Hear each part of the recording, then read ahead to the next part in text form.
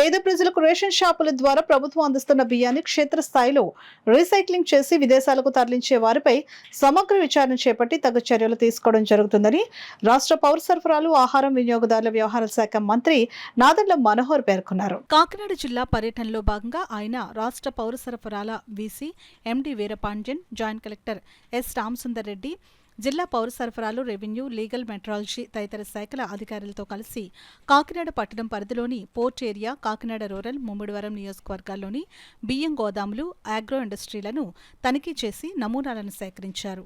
తొలుత పోర్ట్ ఏరియాలో ఉన్న విశ్వప్రియ బియ్యం గోదాము, బీచ్ రోడ్లోని సాటెక్స్ ఇండియా రవీంద్ర బియ్యం గోదాము, మానస ఎక్స్పోర్ట్ డిఎస్ఎన్ బియ్యం గోదాము, కరప మండలం నడుకుదురులోని లావన్ ఇంటర్నేషనల్ బియ్యం గోదాము, చల్లంగిలోని సరళ ఫుడ్స్, తాళ్లరేవు మండలం యానం రోడ్ చొల్లంగిలోని Vishnu Pattabhirama foods, agro industry, Chollangi Viswa గోదాము, తూరంగిలోని విఎస్ రాజు సన్స్ తదితర బియ్యం గోదాములను అధికారులతో కలిసి బియ్యం నిల్వలను తనిఖీ చేశారు. ఈ సందర్భంగా రాష్ట్ర పౌర సరఫరాలు, ఆహారం, వినియోగదారుల వ్యవహార శాఖ మంత్రి నాదెండ్ల మనోహర్ మాట్లాడుతూ 2 రోజులు కాకినాడ జిల్లా పర్యటనలో భాగంగా ఉదయం నుంచి 10 బృందాలు కాకినాడ పట్టణం, కాకినాడ గ్రామీణం, ముమ్మిడివరం నియోజకవర్గాల పరిధిలోని వివిధ ప్రాంతాల్లో బియ్యం నిల్వల కేంద్రాలను తనిఖీలు చేయడం జరిగిందని అన్నారు.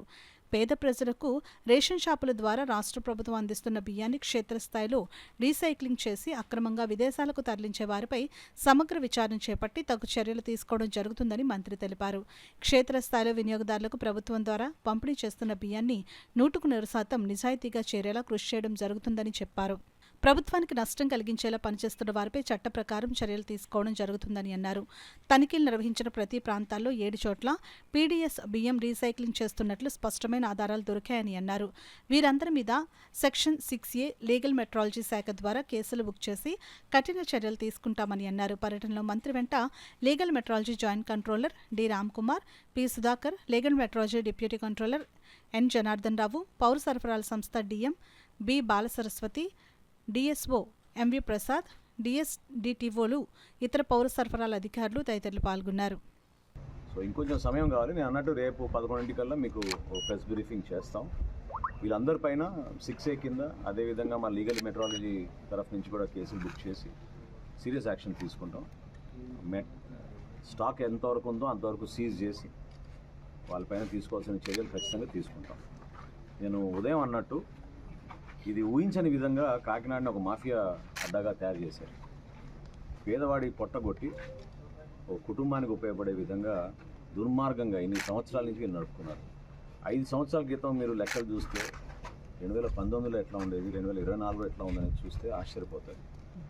కేవలం ద్వారంపూడి కుటుంబం, వాళ్ళ అనుచరులు, కొంతమంది అధికారులు కూడా. ఇప్పుడు ఉదాహరణకి మీకు ఇప్పుడు నేను ఇంతకుముందు నేను సరళ ఫుడ్స్కి వెళ్ళాను. దిగ్గానే ఇక్కడ ఏం లేదు, అంతా ఓకే అని చెప్పారు. నాకు ఎందుకు అనుమానం వచ్చి లోతుగా చెక్ చేస్తే అక్కడ కూడా దొరికింది. సో అధికార యంత్రాంగాన్ని కూడా నేను రిక్వెస్ట్ చేస్తున్నాను, దయచేసి అవి మానుకోండి. ఒక ప్రక్షాళన కోసం, నిజాయితీగా పనిచేయడానికి కోసం ప్రతి ఒక్కరం ముందుకెళ్దాం.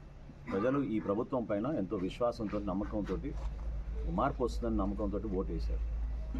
మేము ఎవరం కూడా అటువంటి పొరపాట్లు చేయకుండా నిజాయితీగా ముందుకెళ్తున్నప్పుడు అధికార యంత్రాంగం కూడా మాతో పాటు నడవాల్సిందే.